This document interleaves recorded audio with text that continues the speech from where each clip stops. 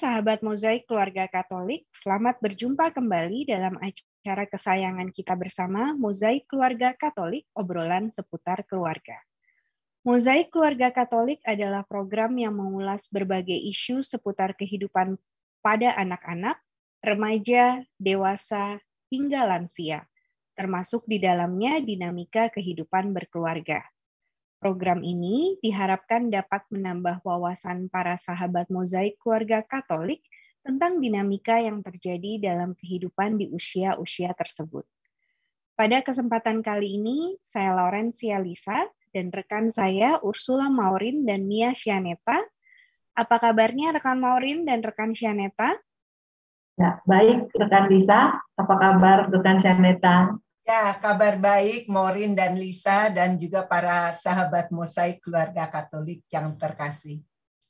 Ya, sebelum kita mulai, saya juga ingin menyapa para sahabat Mozaik Keluarga Katolik yang sudah ada di GoPlay sekarang. Ada Dominik, ada Monica Nindi, juga ada Herman, ada Evi juga. Terima kasih. Dan mengingatkan juga nih untuk para sahabat Mozaik Keluarga Katolik, jika ada yang ingin mengirimkan usulan topik, bisa dikirimkan ke mkk01kajrl@gmail.com atau bisa juga melalui komen YouTube di channel KAJ Radio Line. Topik-topik yang terpilih akan kami tayangkan dan yang pasti namanya akan disamarkan sehingga kerahasiaannya pasti terjamin. Jangan lupa juga untuk mensubscribe YouTube channelnya kami di Komsos KAJ dan KAJ Radio Line. Jadi nanti bisa dapat pemberitahuan notifikasinya jika Mozaik Keluarga Katolik ada siaran baru. Nah, rekan Syaneta dan rekan Maurin, kebetulan topik kita pada malam hari ini seru banget nih. Apa, Lisa, topik kita? Jadi topik kita pada malam hari ini berjudul Memutus Lingkaran Kekerasan dalam Mendidik Anak. Topik yang menurut saya pribadi cukup relevan untuk kita bahas ya. Nah, kebetulan sebelum siaran kita pada hari ini, aku dan rekan Maurin sudah ngobrol berdua dulu nih rekan Syaneta. Jadi aku persilahkan nih untuk rekan Maurin untuk bercerita lebih lanjut kali ya mengenai kasusnya pada malam hari ini tuh seperti apa. Ya silakan Rin. Ya. Jadi begini, berawal dari saya kedatangan seorang anak muda, katakanlah bernama Ica. Nah, Ica ini bercerita tentang satu hal di mana dia memiliki seorang sahabat yang mengalami trauma karena sejak kecil dia mendapatkan perlakuan-perlakuan yang ya boleh dikatakan kekerasan dari orang tuanya, yang membuat yang terbawa sampai mereka itu dewasa. Jadi ceritanya begini, Ica ini bersahabat sangat dekat dengan Ida karena kebetulan mereka juga bertetangga, rumahnya tidak jauh, sehingga setiap hari mereka bermain bersama. Dan Ica ini sering sekali main ke rumah Indah, sehingga dia tahu persis suasana di dalam keluarga Indah itu seperti apa. Indah ini mempunyai seorang kakak bernama Tony, yang mana kakaknya ini sangat sayang pada Indah dan ya dia selalu membela adiknya di dalam setiap keadaan. Nah, di dalam keluarga Indah ini sebenarnya terlihat biasa-biasa saja, di mana ibunya sebenarnya seorang ibu rumah tangga, namun ayahnya adalah bekerja dan sering sekali tugas keluar kota. Namun entah kenapa Ica itu selalu merasa bahwa jika berada di dalam keluarga ini ada terasa sedikit kaku antara orang tua dengan anak-anak, itu ada kaku, bahkan kadang-kadang terasa dingin, tidak ada kehangatan antara anak dengan orang tua atau komunikasi mereka pun terasa sangat kaku. Ini yang dilihat oleh Ica. Ya. Ini kalau boleh tahu rekan Maurin, usianya Ica tuh di umur berapa ya rekan Maurin? Ya, usianya ini antara 20-22 tahun, sekitar itu. Ya. Nah, tadi rekan Marin sempat sharing juga gitu ya, ketika Ica main ke rumahnya Indah, Ica bisa merasakan suasana di rumahnya itu tuh sangat dingin gitu. Bisa diperjelas nggak tuh rekan Marin? Contohnya tuh seperti apa sih? Ya, sebagai contoh misalnya sedang makan bersama, itu kan biasanya kalau makan bersama antara anak orang tua itu bercerita tentang apa yang dialami di sekolah. Hari ini ada begini, ada kejadian yang lucu atau kejadian yang mengesalkan. Itu biasanya kan terungkap dari anak-anak. Namun ini itu tidak terjadi. Kemudian dari orang tuanya pun jika ada satu ungkapan dari anak-anaknya itu datar-datar saja sehingga komunikasi ini terlihat tidak nyaman untuk tidak enak lah karena terkesan sangat kaku, rekan Lisa. Jadi sangat jadi bahkan untuk Indah bahkan untuk Ica yang datang berkunjung itu sudah bisa merasakan ya bahwa situasi ketika mereka berinteraksi itu sangat amat kaku gitu. Oke. Iya. Maureen, sebetulnya apa sih yang terjadi yang menurut Ica rasanya masih berlanjut sehingga Ica itu rasanya perlu nih untuk minta bantuan, dia harus bisa bagaimana dia bisa membantu sahabatnya. Ya, justru itu. Dia ingin bantu tapi dia menceritakan dahulu sebab sejak kecil itu terjadi. Dan itu membuat Indah dan Tony kakaknya itu tertekan sekali. Boleh saya katakan tertekan di dalam keluarga mereka sendiri sebetulnya yang tidak bisa dia ungkapkan kepada kedua orang tuanya, rekan Shaneta. Ya. Itu. Dan mungkin saya teruskan cerita saya ini bahwa Ica mengatakan bahwa suatu ketika Ica ini pindah keluar kota mengikuti orang tuanya yang dipindah tugaskan, sehingga mereka terpisah. Namun tali persahabatan tidak putus, mereka tetap bertegur sapa setiap hari, mereka saling kontak, gitu. Dan sampai pada suatu ketika Ica cukup terkejut dengan cerita dari Indah bahwa kakaknya itu Tony dikeluarkan dari sekolah. Pada saat itu dia sedang di bangku SMA. Tony itu masih di bangku SMA saat dikeluarkan. Dan Ica menanyakan mengapa dikeluarkan, kok sampai seperti itu. Menurut Indah ialah karena dia terlibat di dalam tawuran pelajar dan tentunya tidak bisa ditolerir oleh sekolah sehingga dia dikeluarkan. Nah ini pun berakibat orang tuanya itu tentu merasa malu sehingga ya tentu secara fisik dipukul, ditampar, kemudian dianggap memalukan keluarga, dan diputuskan oleh kedua orang tuanya bahwa Tony ini dikirim keluar pulau untuk tinggal bersama kakek dan neneknya. Ya. Jadi karena dia dikeluarkan dari SMA-nya itu karena tawuran, daripada berada di kota yang sama, langsung dikirim keluar pulau gitu ya, rekan Maureen ya, untuk tinggal bersama kakek neneknya. Jauh-jauh, ya. Okay. Namun bagi Tony saat itu, menurut cerita Indah bahwa dia tidak apa-apa dikirim ke kakek neneknya, dia tidak apa-apa, bahkan dia mempunyai harapan. Harapannya adalah semoga mendapat perlakuan yang lebih baik di rumah kakek neneknya dibanding dengan di rumahnya saat itu.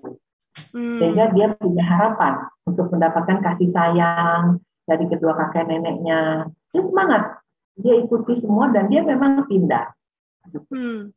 Oke.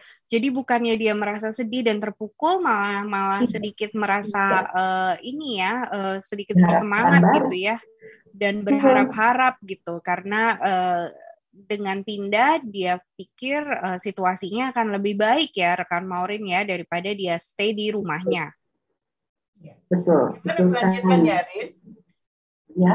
Apakah benar dia Tony ini mendapatkan kasih sayang yang dicarinya di rumah kakek neneknya?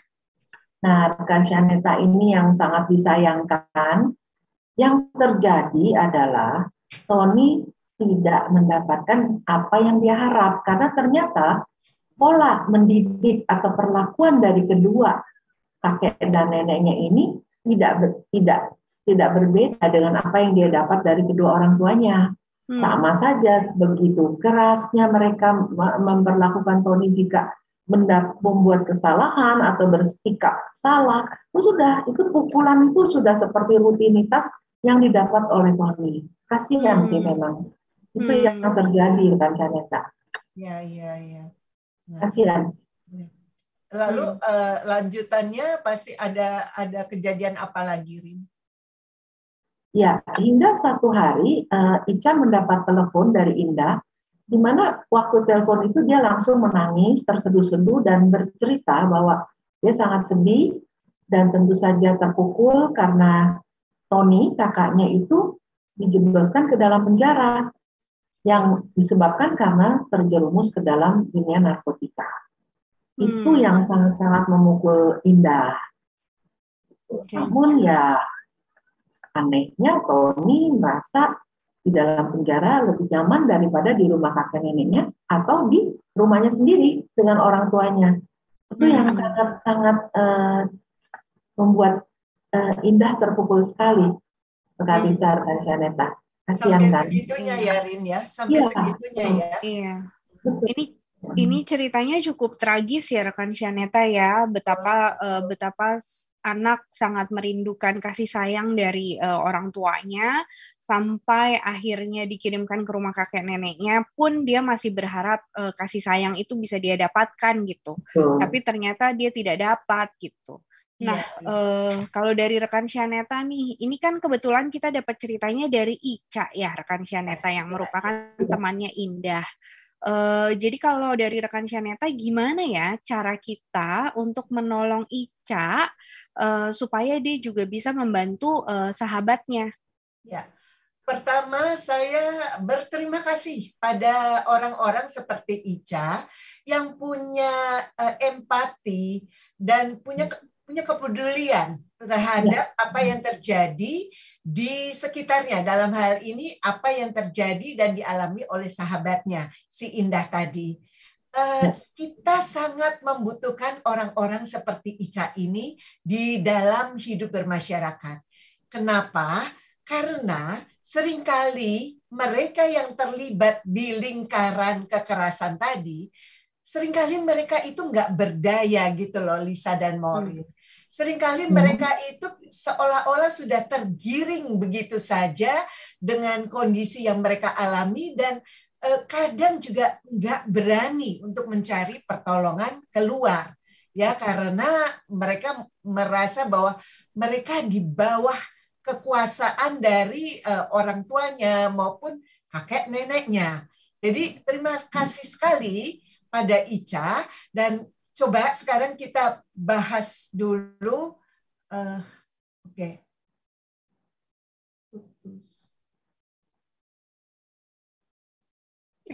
Iya, jadi kita bahas dulu dari rekan Ica, dari rekan Indahnya nih ya, rekan Janeta ya. Memang Indah ini harus sangat amat kita apresiasi karena berani speak up dan ingin menolong. Tapi kalau kita jadi Indah, kita harus gimana ya? Jadi gini, saya mungkin akan melihat dulu seperti apa sih kekerasan ini ya, bagaimana supaya kita bisa juga mengambil tindakan yang kira-kira tepat gitu ya, dan memutus mata rantai ini kan tidak bisa cuma dilakukan oleh Ica seorang diri ya, tapi bagaimana dia bisa memotivasi Indah dan juga Tony untuk melakukan tindakan-tindakan yang bisa memutus mata rantai ini, paling tidak supaya tidak berkelanjutan di kehidupan mereka selanjutnya. Nah, Maureen dan Lisa berbicara tentang kekerasan dalam keluarga, kenyataannya masih saja selalu terjadi hingga sekarang. Pola pendidikan yang keras yang dialami oleh orang tua acap kali diterapkan atau dilanjutkan ke generasi-generasi berikutnya, yaitu ke anak-anak mereka, nanti berlanjut ke cucunya. ada semacam pengulangan pola atau repeat pattern, walaupun repeat pattern itu bisa juga dalam bentuk yang positif loh. Yang positif itu misalkan cara menghormati orang tua, cara berempati pada orang-orang yang lebih susah di luar sana. Nah, hal-hal yang bagus yang diturunkan oleh orang tua itu bisa bagus dalam banyak hal juga. Tapi khusus yang dialami Indah ini, sayangnya pola pendidikan yang berulang itu boleh dibilang tidak positif ya, atau boleh kita katakan justru negatif. Apalagi dampaknya juga sangat dirasakan oleh generasi berikutnya, dalam hal ini oleh Indah dan Tony. Nah, saya ingin membahas lebih dulu tentang repeat pattern itu yang kebetulan berdampak sangat buruk baik bagi Indah maupun kakaknya. Dari kasus yang dialami oleh Indah tadi, terlihat bahwa orang tua Indah mendidik anak-anak mereka dengan pola yang sangat keras. Sayangnya, pola pendidikan yang keras ini nggak hanya secara verbal, tapi juga secara fisik. Anak-anak seolah-olah harus mutlak menuruti semua disiplin yang diterapkan di rumah. Bahkan yang sangat disayangkan tadi ya, tragis dan terenyuh deh dengarnya, bahwa saat makan bersama yang seharusnya menjadi saat-saat yang menyenangkan, karena bisa saling berbagi cerita dan bisa saling bercanda pun, itu tampaknya nggak ada di keluarga Indah. Hubungan anak-anak dengan ortunya sepertinya sangat berjarak dan kaku. Kondisi seperti ini tentu aja sangat nggak nyaman bagi Indah maupun kakaknya. Nah, sedihnya lagi Indah dan Tony ini kelihatannya tidak mendapatkan cukup kasih sayang dari orang tuanya. Mereka mungkin tercukupi secara materi, tapi kebutuhan emosional mereka sungguh terabaikan. Nah, orang tua Indah kelihatannya kurang peka akan kebutuhan emosional anak-anak mereka. Mereka lupa bahwa anak-anak, terutama di usia pertumbuhan, sangat membutuhkan role model yang baik. Mereka membutuhkan kasih sayang yang bisa dirasakan dalam bentuk misalkan pelukan, belayan, ciuman, kata-kata yang memotivasi. Nah, kalau tadi kan dilihat seolah-olah bahwa Tony itu sering membuat kegaduhan, sering membuat malu keluarganya. Kita mesti tahu setidak-tidaknya bahwa anak yang kurang perhatian di rumah cenderung untuk mencari perhatian di luar rumah. Bahkan kadang-kadang mereka itu berpikir jauh lebih baik dimarahi daripada nggak diperhatikan sama sekali gitu loh. Ya. Lisa dan Maureen ya. Tapi sayangnya yang mereka dapatkan itu bukan akhirnya cuma perhatian, tapi justru kekerasan juga gitu. Nah, ini yang sebetulnya sangat menyedihkan. Tadi sebetulnya saya sempat mendengar waktu Maureen bicara dengan Lisa, ada kalau nggak salah kalimat bahwa anak-anak ini dididik secara militer. Seperti itu ya, Lisa? Ya, betul. Iya. Nah, dengan militer ini tuh sebetulnya gimana ya rekan Sianeta? Apakah pendidikan militer itu perlu kita terapkan atau kita butuhkan dalam mendidik anak? Begini, pengertian militer ini harus dicermati ya, karena militer ini dalam hal apa? Tentunya ada bisa keseluruhan, bisa sebagian. Nah, kalau yang dimaksud dengan alam militer itu adalah kedisiplinan, kemandirian, itu sih boleh-boleh saja. Tapi tentu tidak dengan kekerasan karena ada hal yang sangat signifikan berbeda. Kita lihat begini. Gini Lisa, kalau seandainya seseorang ingin masuk ke akademi militer misalkan, itu tentu dengan kesadaran dari si orang itu, benar nggak Lisa? Iya, betul. Ya, Maureen ya. Jadi dia tahu dia ingin sekolah militer. Tentu dia sudah tahu dia akan belajar apa saja di sana, konsekuensinya apa kalau dia berbuat kesalahan, dan hal-hal yang kemungkinan-kemungkinan yang dia akan rasakan dalam bentuk mungkin pendidikan yang sangat keras. Itu karena mereka dengan sadar mereka masuk. Nah, tapi anak-anak ini kan tidak memilih untuk dilahirkan di keluarga yang mendidik secara militer, begitu kan? Betul. Ya, mereka tidak memilih. Dan mereka sendiri juga kalau kita lihat itu dari kecil rasanya kok melas banget gitu ya kalau harus dididik sampai benar-benar ala militer gitu loh. Yang dalam arti kalau salah sedikit pukul gitu. Belum tentu di militer juga diperlakukan seperti itu kan. Iya kan? Nah, ini yang salah kaprah menurut saya. Jadi bolehlah diambil disiplinnya, cara mengatur waktunya, kemandiriannya, tapi tetap harus dimodifikasi agar sesuai dan tidak melukai jiwa maupun perasaan anak-anak mereka. Ini yang saya maksud. Jadi jangan asal ceplok ambil langsung diterapin gitu loh, Lisa. Ya. Zaman sekarang kan berbeda loh dengan zaman dulu gitu. Kalau dulu orang tua kita seringkali bilang dulu mama kalau opa sudah melotot gitu ya, oma udah nggak berani, mama sudah tidak berani. Dulu waktu ini dulu terus menerus mereka lupa bahwa anak-anak kita tidak hidup di zaman dulu. Anak-anak kita hidup di zaman sekarang di mana tantangan di sekolah kehidupan itu juga sangat berbeda. Contohnya apa? Kalau dulu misalkan anak yang baik itu adalah anak yang selalu patuh, yang nggak pernah mendebat orang tuanya, anak yang selalu nurut gitu. Nah, coba kalau kita terapkan di kondisi sosial sekarang, betapa kita sering lihat anak-anak yang justru tidak pernah berdiskusi, tidak pernah berani berdebat, selalu nurut saja. Itu rata-rata mereka di bidang karir juga menerapkan pola itu. Sehingga biasanya mereka itu dalam bidang karir juga ya segitu-segitu aja gitu loh, Lisa dan Maureen. Ya, kalau kita lihat anak-anak yang berani berdiskusi, berani berinisiatif, itu biasanya lebih bagus karirnya karena dianggap mereka lebih punya wawasan, lebih punya keberanian untuk menjawab tantangan. Iya. Gitu. Iya. Dan ini juga ini nih rekan Shaneta, para sahabat Mozaik Keluarga Katolik yang mendengarkan kita di GoPlay juga sangat setuju nih dengan pembicaraan kita ya.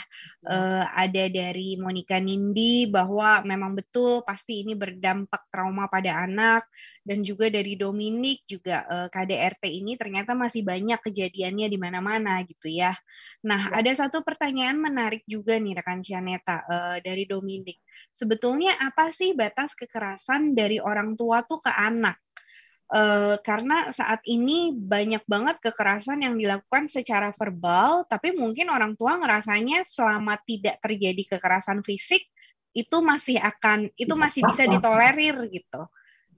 Mungkin kita mempertanyakan dulu ya tadi ya, yang dimaksud dengan kekerasan itu apa sih gitu? Ya. Sebetulnya kita bisa lihat dari dampaknya. Gini, kalau kita lihat ya, orang tua menerapkan kekerasan yang membuat anak itu sakit hati, udah pasti itu kekerasan, walaupun tidak fisik gitu loh. Ya, misalkan mengata-ngatai anak, goblok banget sih kamu gitu.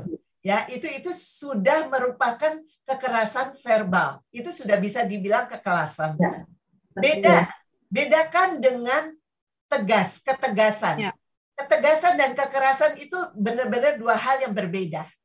Dalam keluarga memang diperlukan ketegasan orang tua, apalagi untuk hal-hal yang prinsip, yang kira-kira membahayakan anaknya. Ya, misalkan pulang selalu tengah malam, gitu ya. Itu orang tua tentu tidak boleh membiarkan begitu saja.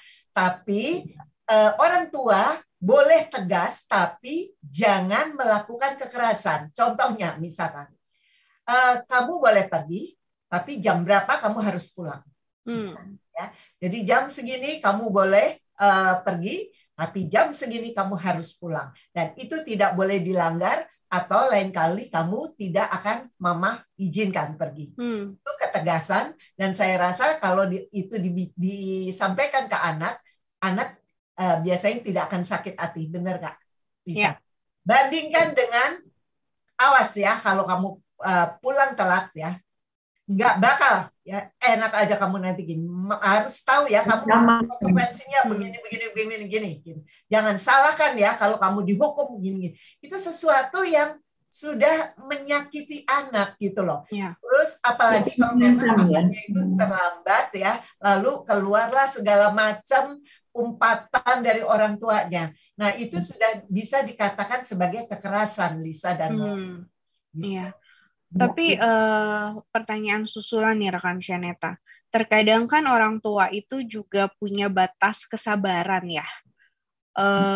Ada ini nggak sih rekan Shaneta, ada tips gitu untuk orang tua yang mungkin udah sampai tahap di mana nggak sabar, terus jadinya tuh malah keceplosan gitu. Nah, semua itu tidak terjadi dalam satu hari, Lisa. Kalau kita lihat ya, anak-anak itu pada dasarnya lahir itu dalam bentuk lembaran kertas putih, ya. Jadi orang tualah yang mulai memberi warna pada kertas putih tadi, gitu. Nah, ini juga anak bayi lahir itu dia nggak ngerti aturan, dia nggak ngerti apapun, gitu kan. Nah, aturan dan hal-hal yang menyangkut misalkan kedisiplinan, hal-hal yang menyangkut etika dan sebagainya itu diajarkan oleh siapa sih? Oleh orang tua. Jadi biasanya kalau anak sejak kecilnya itu sudah dilatih berbagai hal yang positif, termasuk pentingnya untuk menjalankan kesepakatan atau aturan keluarga. Jadi di dalam keluarga itu harus ada aturan yang dimengerti oleh semua anak dan anggota keluarga, gitu loh Lisa. Diterapkan dari kecil. Misalkan kalau dari kecil itu dibilang gini, kamu kalau habis makan, kamu taruh ya piring di dapur, walaupun kamu tidak mencuci, itu diterapin, gitu. Terus kalau anaknya misalkan membatas sekali-kali, ayo ingat ya, kalau makan piring harus ditaruh di mana, gitu. Itu kan tidak perlu marah-marah. Dibiasakan tegas, disiplin. Nah, itu akan berlanjut sampai dewasa. Nah, sayangnya kadang orang tua abai atau mungkin tidak memperhatikan hal-hal ini sejak kecil, sehingga anak sudah terbiasa, kalau orang bilang dablek gitu. Udah terbiasa kalau orang tuanya tidak teriak-teriak, tidak dilakukan. Tapi sebetulnya ini ada satu hal ya yang bisa dipelajari orang tua. Ini Lisa, tadi kan Lisa ngomong ya, kadang karena anaknya nggak nurut, terus akhirnya sampai orang tua akhirnya kesannya terpaksa marah gitu kan? Benar nggak, Lisa? Nah, sebetulnya coba kita perhatikan gini. Misalkan ya, satu contoh yang jelas aja. Anak disuruh belajar. Orang tuanya datang pertama, mamanya bilang, ayo belajar. Gitu. Terus anak biasanya jawab apa sih, Lisa? Iya. Gitu. Terus kalau udah iya gitu, biasanya ditinggal oleh mamanya kan. Mamanya keluar kan. Nah, nanti udah 5 menit, anak ini belum belajar juga, apa yang terjadi? Mamanya akan datang kembali kan, masuk kembali, lalu biasanya gimana katanya belajar? Udah mulai nadanya udah tidak semanis pertama kan, gitu. Terus, ya bentar lagi gitu. Ibunya keluar lagi. Nah, nanti kalau tidak dilakukan kembali, ibunya masuk, suaranya makin tinggi gitu kan. Gimana sih kamu gini-gini? Nah, terus anak baru melakukan apa yang diperintahkan oleh ibunya. Nah, tapi sayangnya kalau kita perhatikan besok terjadi lagi, Iya, betul. Betul sekali. Kalau kita cermati, ya sebetulnya ini adalah peran orang tua yang membiarkan itu terjadi. Jadi orang tua punya peran bahwa itu akan terus berulang. Kenapa? Karena anak-anak kita tuh sekarang anak-anak yang pintar, gitu loh. Mereka itu bisa memperkirakan atau berhitung. Saat pertama mama datang dan bilang belajar, aku masih punya waktu 5-10 menit buat main. Nanti kan pasti mama datang lagi. Nah, kalau mama udah suaranya tinggi banget, nah baru deh itu nggak bisa dibantah. Jadi sebetulnya anak-anak itu anak-anak yang pintar, yang dia bisa memanfaatkan bahwa nanti mama nggak akan cuma sekali kok, pasti akan 2 kali, 3 kali gitu loh. Nah, kalau udah gitu udah makin tinggi. Karena itu pintar-pintarlah jadi orang tua. Ya, jangan terpancing untuk melakukan hal itu. Jadi misalkan kalau tadi ya supaya tidak berulang, misalkan, ayo Indah, Mama bilang kamu sekarang kamu belajar ya. Kalau orang tuanya bilang Indahnya kira-kira membantah, bisa dibilang oke, kira-kira 15 menit lagi ya. Sekarang jam 8 kurang 15. Jam 8 kamu belajar sendiri, Mama tidak akan nguberin kamu lagi, tapi Mama tahu, Mama ingin kamu bisa tanggung jawab pada dirimu, gitu. Terus nanti boleh mamanya jam 8 nih belum, hampir jam 8, gitu. Cukup diingatkan seperti itu. Nah, pembiasaan seperti ini sangat efektif. Sudah sangat banyak keluarga yang menerapkan dan ternyata jadi adem ayem gitu loh, Lisa. Oke. Jadi sebagai orang tua kita juga di-challenge nih ya rekan Shaneta supaya approach-nya ketika kita mau mendidik anak tuh juga bisa dilakukan berbeda-beda, nggak bisa monoton sama semua karena anak akhirnya akan mengerti dan jadi pintar sendiri gitu ya. Udah sadar gitu bahwa habis ini mama akan berbuat ini dan seterusnya. Ya. Oke. Nah, ini juga ada pertanyaan yang cukup menarik nih rekan Shaneta. Bagaimana sih caranya supaya pengalaman yang menyakitkan bisa diubah jadi pembelajaran? Ya, pengalaman yang menyakitkan, bagaimana diubah jadi pembelajaran? Perlu saya tekankan dulu, ini juga acap kali dicermati secara salah. Dalam arti begini, belajar karena saya dikerasi oleh orang tua saya, gitu ya. Nah, bisa terjadi 2 hal, tapi 2 hal ini bisa kayak ibarat kutub utara, kutub selatan gitu loh. Bisa. Dalam arti bisa bertolak belakang banget.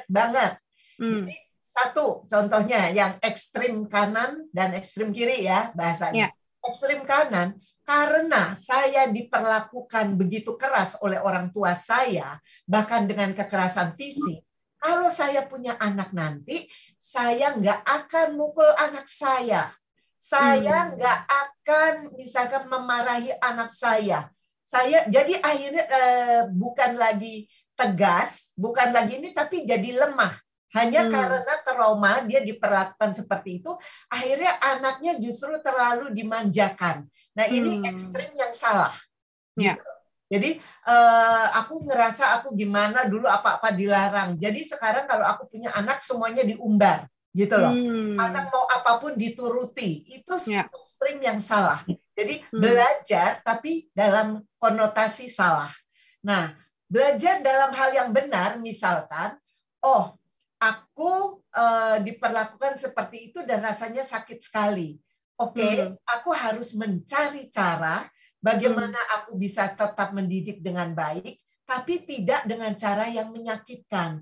Nah, itu satu pembelajaran yang positif, Lisa, dalam hal itu. Dan itu silakan dilakukan gitu. Dan saya rasa ini juga yang diupayakan oleh Ica untuk membantu Indah memutus mata rantai kekerasan yang terjadi turun-temurun tadi. Gitu. Ya, seperti itu, Lisa. Oke. Tapi sebetulnya nih rekan Shaneta, ada satu pertanyaan juga nih. Apakah tidak seharusnya dicarikan pertolongan? Sebatas apa sih kita harus sadar dan akhirnya kayak, oke, ini sudah kelewatan batas, saya harus mencari pertolongan. Jadi gini, kalau anak-anak masih sangat kecil biasanya nggak berani, ya, nggak berani. Tapi makanya tadi kan berlangsung sekian tahun sampai akhirnya Indah berani curhat secara total ke Ica, gitu kan? Nah, itu sebetulnya juga sesuatu yang perlu dilakukan oleh indah. Jadi kalau kita dalam lingkaran kekerasan di mana kita nggak berdaya, itu wajib untuk minta tolong seseorang, gitu loh. Karena apa? Karena kalau kita tidak minta tolong dan kita sendiri nggak berdaya, gitu ya, itu bisa akhirnya kalau suatu saat kita lepas, yang terjadi ya bisa kayak Tony tadi, bagaimana dia justru menikmati di dalam penjara, ya, karena dia di sana dia bebas dari pukulan dari kakeknya maupun dari orang tuanya. Itu kan nggak benar, gitu loh. Ya, solusi yang tidak betul. Lalu kita lihat betapa sangat banyak anak-anak yang jadi salah gaul, ya, karena dia merasa bahwa dia ketemu nih anak-anak yang sama-sama kurang perhatian, misalkan, Lisa. Ya. Nah, terus mereka saling menguatkan di hal-hal yang negatif, gitu. Nah, karena itu sangat penting untuk minta pertolongan. Dan sekali lagi, kenapa tadi saya sangat berterima kasih pada Ica, karena sangat dibutuhkan orang-orang yang mau punya kepedulian sosial seperti Ica ini. Ya, karena dari sini Ica paling tidak bisa mengencourage sahabatnya. Sebelum saya bicara tentang apa saja yang bisa dilakukan Ica, saya ingin mengingatkan pada orang tua bahwa anak-anak, apalagi di usia pancaroba, apalagi di usia mereka remaja sedang mencari jati dirinya.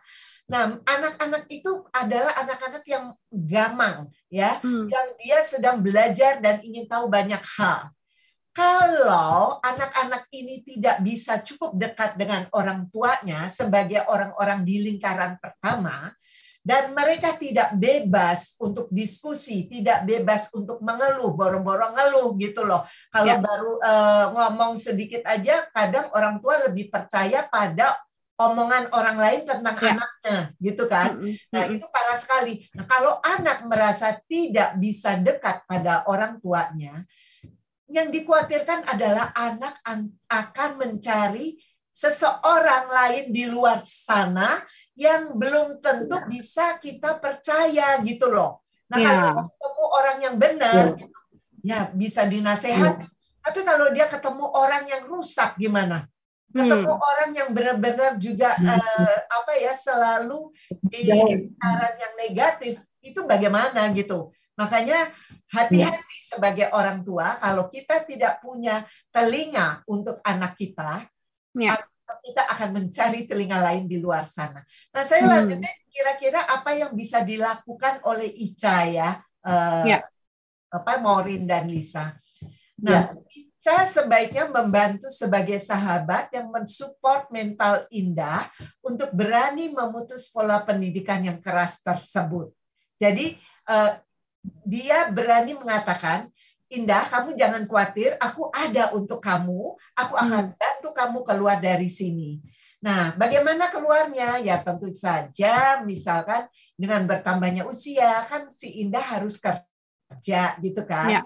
Nah, kerja itu dia justru jangan melakukan hal-hal yang negatif, tapi justru harus berprestasi bagus supaya hal-hal itu akan terlihat oleh orang tuanya.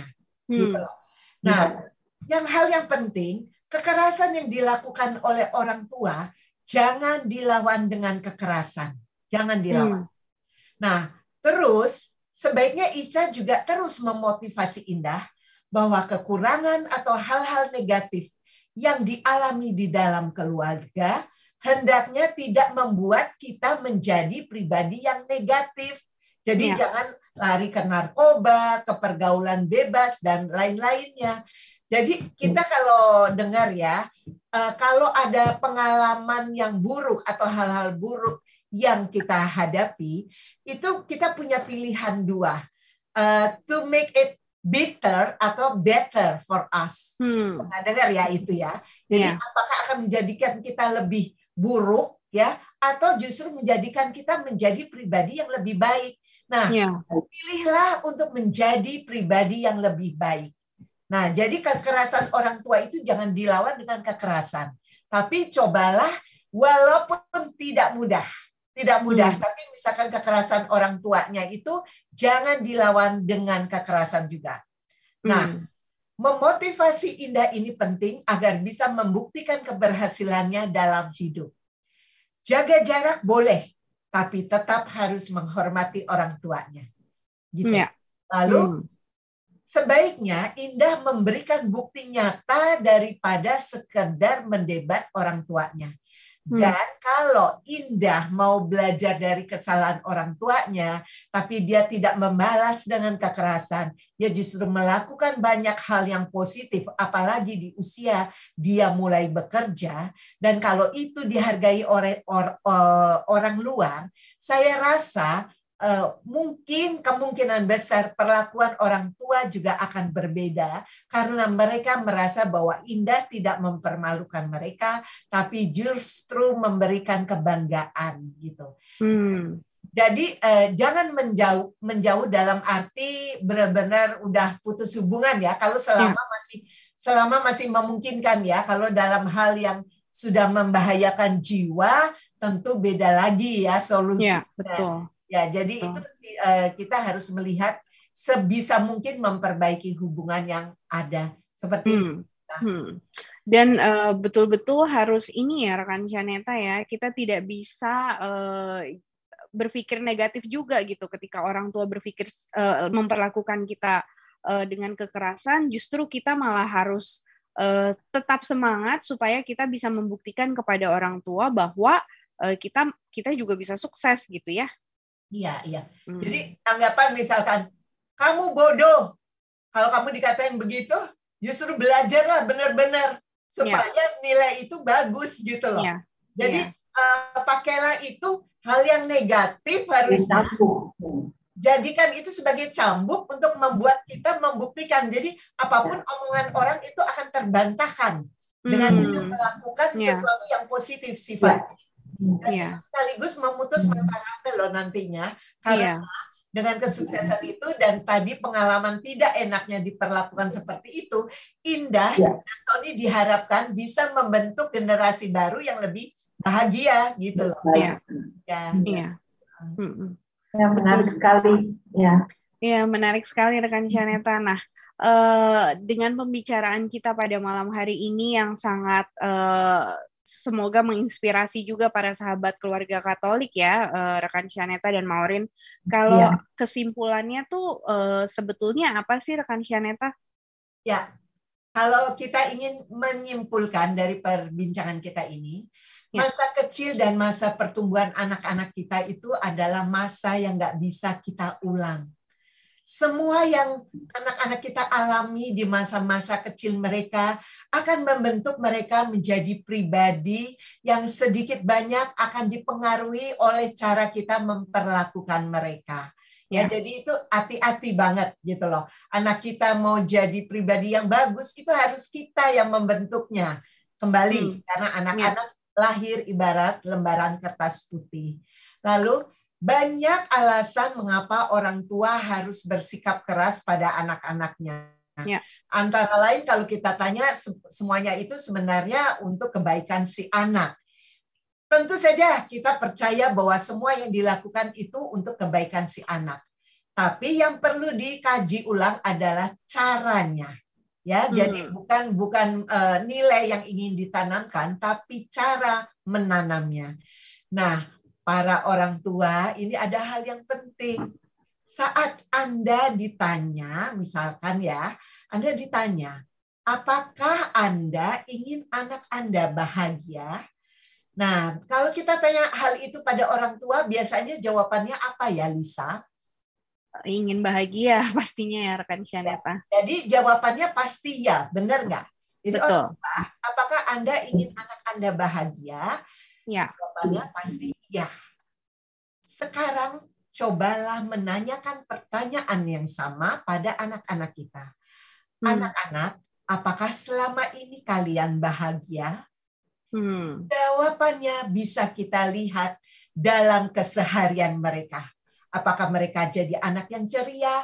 Apakah mereka jadi anak yang stres yang kelihatan dalam tingkah lakunya? Jawabannya itu adalah di sana. Ya, demikian Lisa dan Maureen.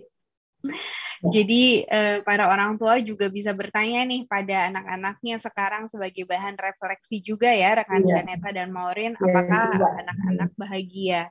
Nah, semoga sharing kami pada hari ini bisa bermanfaat bagi para sahabat Mozaik Keluarga Katolik.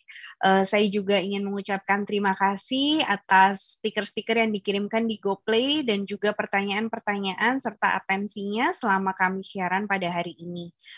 Dan juga ingin mengingatkan jika para sahabat Mozaik Keluarga Katolik punya topik-topik yang relevan, bisa dikirimkan usulan topiknya ke mkk01kajrl@gmail.com atau bisa juga melalui komen YouTube di channel KAJ Radio Line. Jangan lupa juga untuk subscribe YouTube channelnya kami di Komsos KAJ dan KAJ Radio Line. Untuk semua topik yang terpilih dan ditayangkan, namanya pasti akan disamarkan, jadi kerahasiaannya juga akan terjaga. Nah, terima kasih sekali lagi atas kebersamaan kita pada hari ini. Terima kasih juga kepada tim operator pada malam hari ini, Natalia Malkan dan Evi Susanto, yang menemani kita dan memastikan siaran live kita pada hari ini berjalan dengan lancar. Akhir kata, saya Laurencia Lisa dan kedua rekan saya Ursula Maureen dan Mia Shaneta pamit undur diri. Semoga kita dapat berjumpa kembali di lain kesempatan. Jangan lupa membangun bangsa dimulai dari keluarga.